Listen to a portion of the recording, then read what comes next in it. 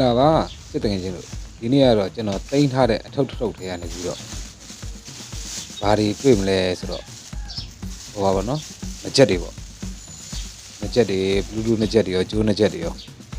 ở đó lấy rồi trả này vậy ra rồi xin ra gì làm chuyện này Bluetooth nó chết đi vào nó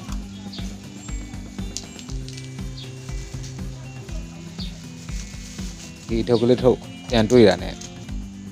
theo mà bà đi nha lâu giảm này vào nó sẽ chỉ ở đặc kê wow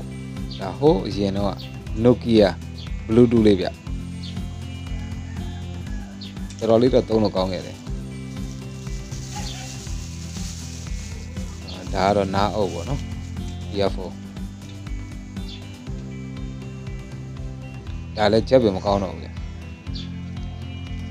đã đi rồi đâu mà biến xem chả bà mày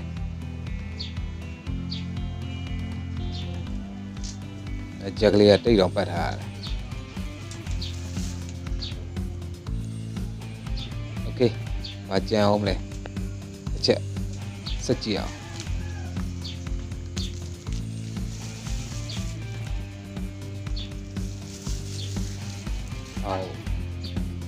đã hô gì cho nó tôm cái đấy Bluetooth à là chết được phát cả mà là đâu nào bây giờ và tôm này vào bể quá là này cho nó chết hại mua đồng đồ này bây giờ đã liều để chạy mang gì mày ra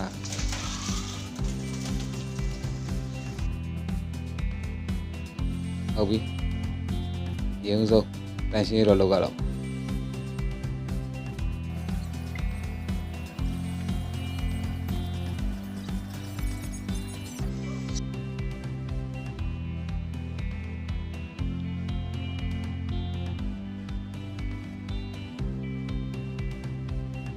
tôi này bảo đó mà đó đi đâu không đi xí này đi luôn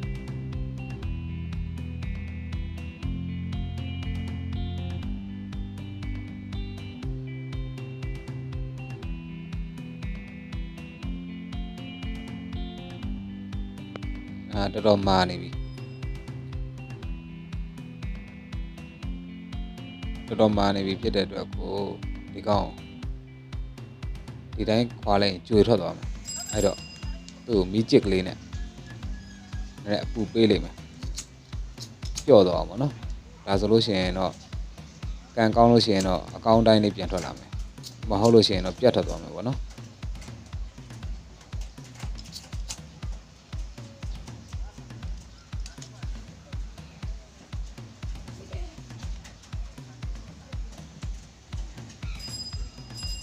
ok thật chưa ra gì à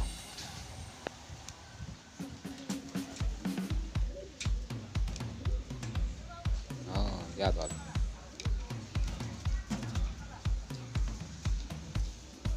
bà rồi này mà này mà nó tại vì mỹ pay lấy đó rồi tiêu rồi đấy rồi tôi account này tiền rồi thôi thì này thô này rồi xin tôi mongဖြစ်ပြီးတော့ထွက်လာတယ်ဒါကတော့ power bank တွေပါကျွန်တော်ကိုယ်တိုင်လုပ်လိုက် power bank တွေချက်ဆန်းကြည့်ပါ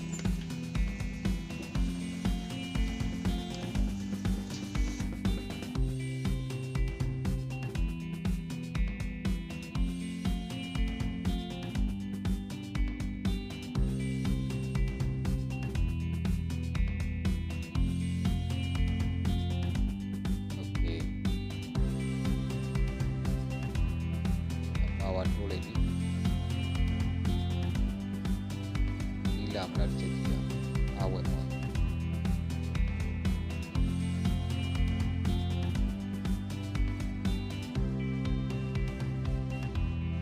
လုံးဝမဟုတ်ဘူး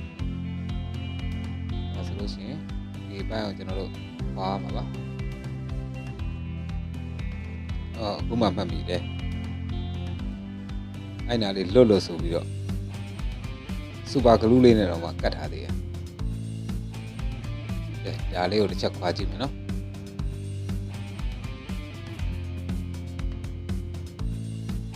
သူ့ရဲ့ packet ပုံစံလေးကတော့တော်တော်စီတယ်ဗျ။မနေ့တော့ခွာယူရမယ်။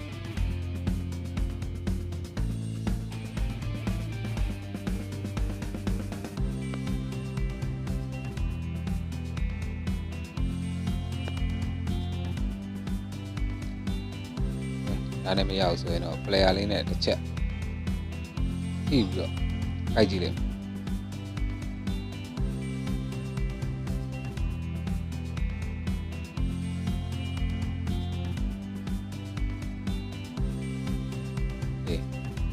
ဒါဆိုရင်လည်းရတော့ပါပြီအားလည်းဟာပါပြီ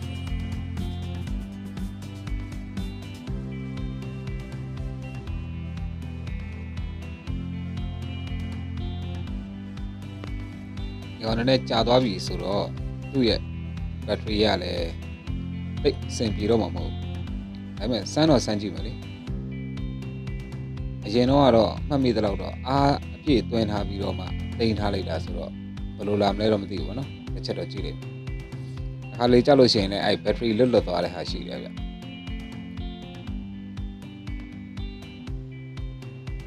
ဒါဒီထဲမှာတော့ဘက်ထရီမပါပါဘူးသူကနှစ်ချက်ခေါင်းရဲ့တစ်ဖက်မှာဘက်ထရီထည့်ထားတယ်နောက်နှစ်ချက်ခေါင်းတစ်ဖက်မှာကျတော့အားသွင်းတဲ့ USB ပေါက်ထည့်ပေးထားတယ်ဗျအဲ့ပုံစံသွားပါတယ်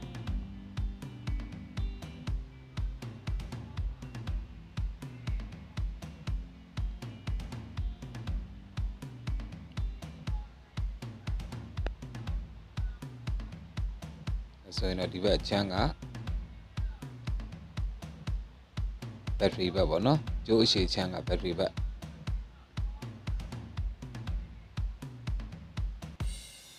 ကျိုးလေးတစ်ခုငုံနေသလိုပဲ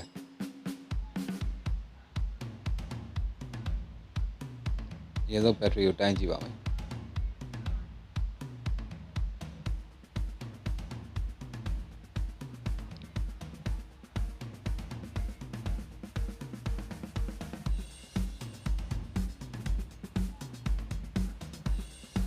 ပြပါဦးဒီမှာအဲ့ခင်းငုတ်ကလေးကတော့နည်းနည်းလှုပ်နေဗျကျွန်တော်ခဲတစ်ချက်စော်ကြည့်လိုက်မယ်စော်ပြီးတော့ကျွန်တော်တစ်ချက်ပြန်စမ်းကြည့်ပါ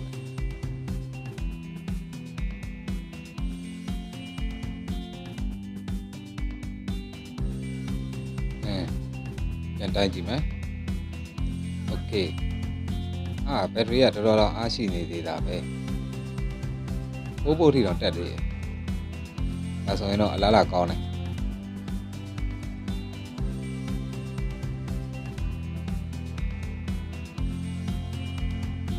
ဒီတော့ကျွန်တော်တို့တစ်ချက်အားပြန်သွင်းကြည့်ပါမယ်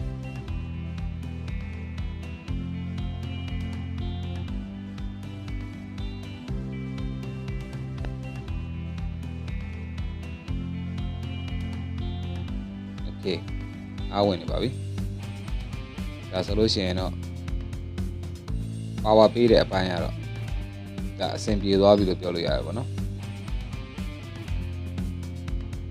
ဒါလေးကိုအားခဏသွင်းထားလိုက်ပါဦးမယ်ကျွန်တော်မင်းနီလေးလေးနေအားခဏသွင်းထားလိုက်ပါဦးမယ်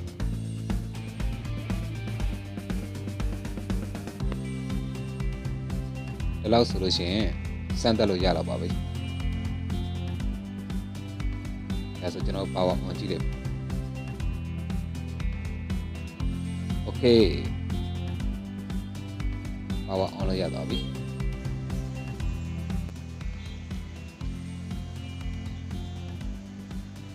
ဒါဆိုဖုန်းနဲ့တစ်ချက်ကြည့်ကြည့်ပါ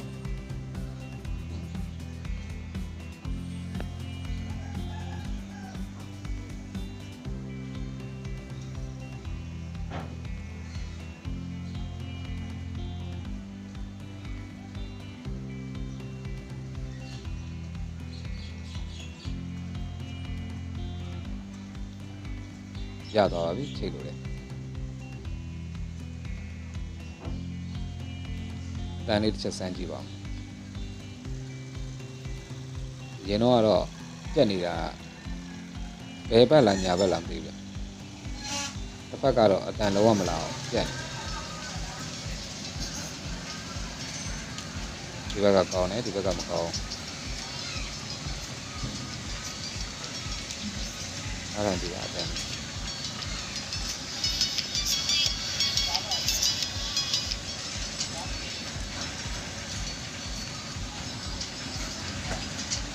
ဒီကလုံးဝဆန်းတယ်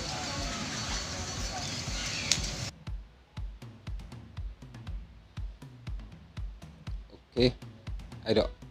power ပိုင်းပြီးသွားပြီဆိုတော့နှစ်ချက်ပိုင်းကိုတစ်ချက်ပြန်ကြည့်ရမယ်နှစ်ချက်ကလေးကိုထုံးစံတိုင်းပလေယာလေးနဲ့ကိုက်လိုက်ရင်သူကဟထွက်သွားပါတယ်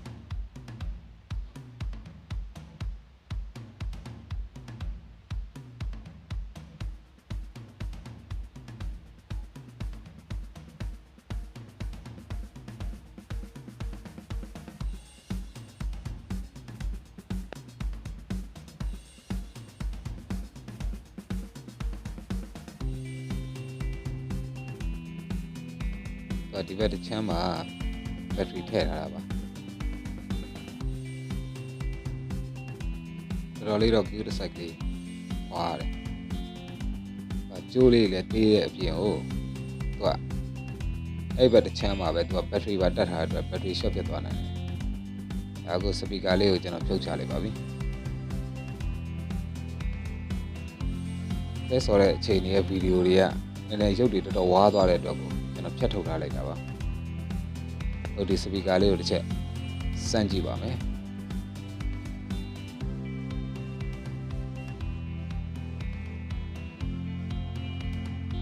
ပုံမှန်ကြည့်ရင်တော့ဘာမှမဖြစ်သလိုပဲ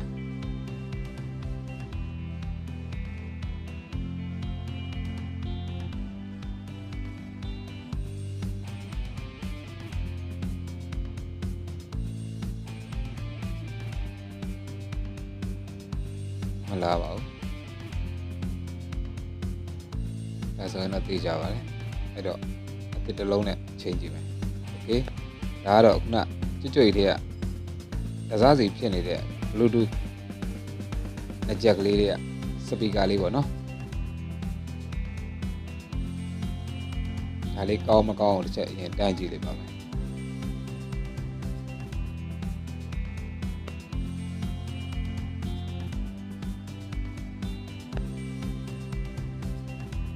โอเคသင်ပြပါတယ်ဒါခုနကြွကြွတွေကနှစ်ချက်အဟောင်းတစ်ခုတွေကဖြုတ်လိုက်တာပေါ့နော်အေးချမ်းမိနှစ်ချက်ကလေးတွေကပါသစားစီကျိုးပဲဒ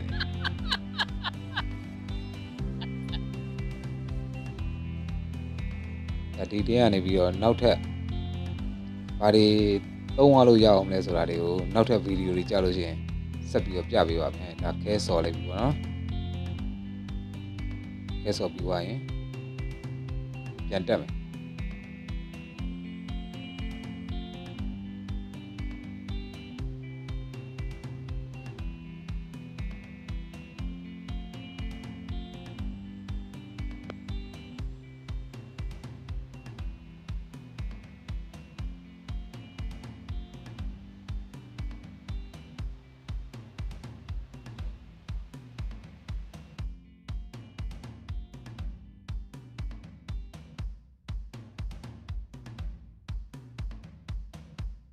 ဒါနဲ့ချက်ကလေးကတော့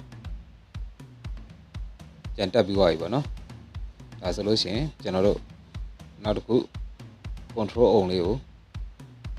ပြန်လုံးပါပဲခင်ဗျဗီဒီယိုတွေအရင်ရှည်သွားမှာဆိုလို့ကျွန်တော်ရစ်လိုက်ရတာပါ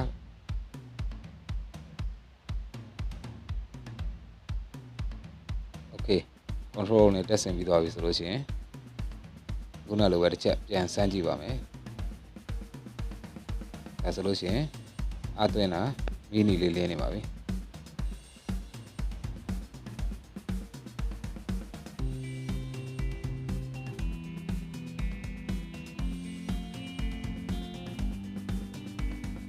ပါဖွင့်ကြည့်ပါမယ်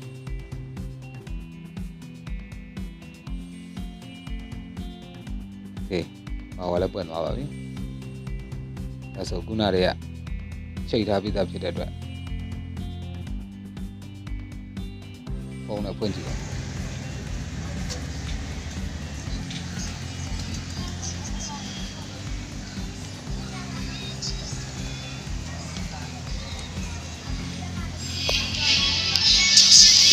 လိုကြားရတယ်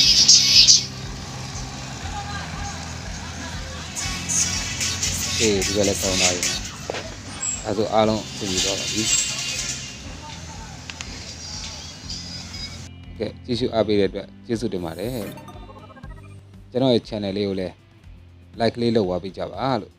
subscribe မလုပ်ရသေးရဲ့ညီကိုများရှိလို့ရှိရင်လည်း subscribe လေးလုပ်ပေးခဲ့ကြပါလို့အသစ်တော့ဗီဒီယိုတွေတင်တိုင်းအရင်ဆုံးသိရှိနိုင်အောင်လို့ဘေးနားက notification ခေါင်းလောင်းလေးကိုလည်းနှိပ်ပေးသွားကြပါလို့မင်္ဂလာရှိသောနေ့လေးဖြစ်ပါစေ